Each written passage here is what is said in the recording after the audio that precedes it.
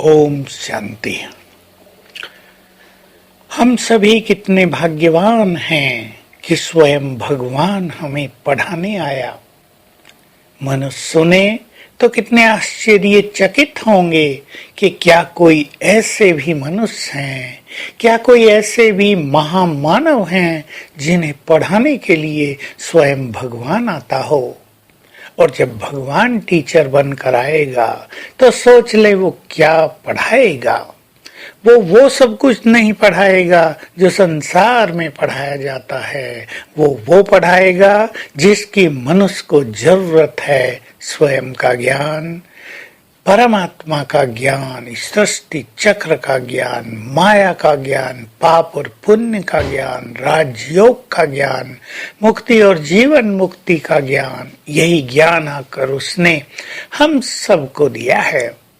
और जैसे हम जानते हैं, ज्ञान से विवेक का निर्माण होता है, ज्ञान से बुद्धि का विकास होता है, बुद्धि की स्थिति ज्ञान से बनती है। ऐसे ही कह सकते हैं कि ज्ञान ही बुद्धि का निर्माण करता है। हम सभी को दिव्य बुद्धि प्राप्त हुई है। दिव्य बुद्धि किसे कहते हैं?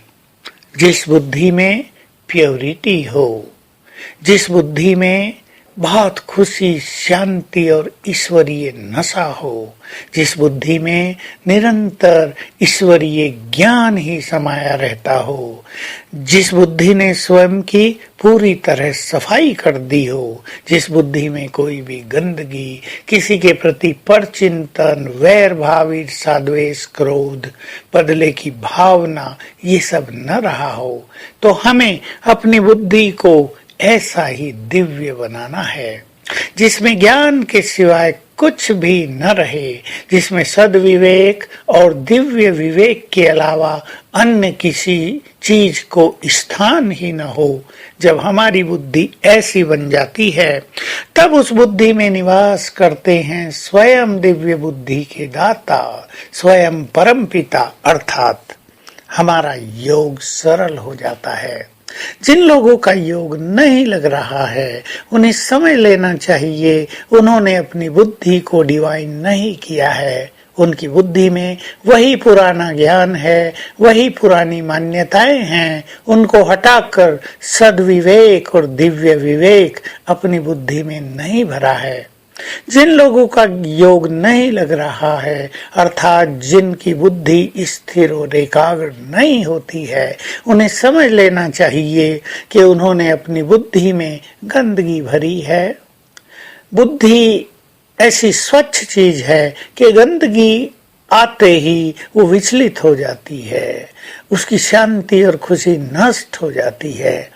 जैसे किसी व्यक्ति को हम वैसा भोजन खिला दें जो उसकी इच्छा के बिल्कुल विपरीत हो, तो उसकी मनोस्थिति कैसी होगी। ऐसे ही बुद्धि का भोजन तो सात्विकता है, प्योरिटी है, प्रेम है, सद्भावनाएं हैं, ज्ञान का श्रेष्ठ चिंतन है। उसके अलावा यदि हम अपनी बुद्धि में और कुछ भरते हैं तो हमारी बुद्धि विचलित हो जाती है। इसलिए जिसे श्रेष्ठ ना हो, उसे अपनी बुद्धि को अब डिवाइन करना ही चाहिए। और याद रखेंगे, संगम युग पर जिसने अपनी जैसी बुद्धि का निर्माण कर दिया, वही जन्म जन्म उसके साथ चलेगी। जो व्यक्ति यहाँ बुद्धिमान हो गया, वो जन्म जन्म बुद्धिमान रहेगा। और याद कर ले, बुद्धिमान वही है जो अपनी बुद्धि को एक शिव बाबा पर एकाग्र कर सके। बुद्धिमान वही है जो संगम युग पर वो प्राप्त कर ले जो केवल अब ही प्राप्त किया जा सकता है। बुद्धिमान वही है जो अपना सर्वस्व बलिहार कर दे अपने परम पिता पर।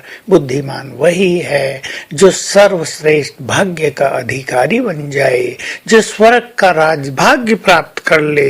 बाकी तो सभी अलग अलग बुद्धि से संपन्न हैं। तो आइए आज हम सभी अपनी बुद्धि को स्वच्छ रखते हुए बुद्धि के दाता, दिव्य बुद्धि के दाता से योग युक्त रहेंगे, इस संकल्प के साथ कि वो दिव्य बुद्धि का दाता है।